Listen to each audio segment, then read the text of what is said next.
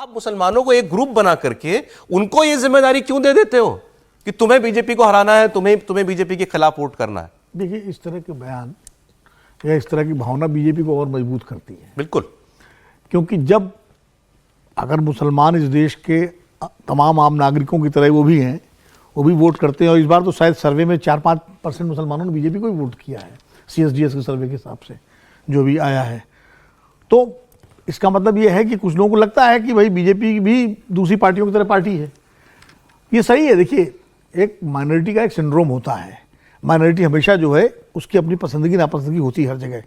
जैसे उदाहरण के लिए बांग्लादेश के हिंदू हमेशा अवामी लीग को वोट करते थे, ज़्यादातर BNP को नहीं करते थे। यही वजह है कि जब वहाँ अवामी लीग की सरकार गई तो सारा गुस्सा हिंदुओं पर टूटा। तो ये माइनॉरिटी सिंड्रोम होता है। उस माइनॉरिटी सिंड्रोम भारत के मुसलमान भी हैं।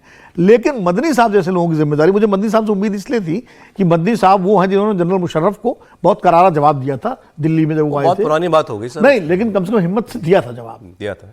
इसलिए मुझे इनसे उम्मीद थी कि कम से कम वो ये तो कहेंगे। लेकिन अब वो हौसले की बात कर रहे हैं। भाई, उनको ये कहना चाहिए कि ठीक है, बीजेपी सरकार तो केंद्र में पिछले 11 साल से है।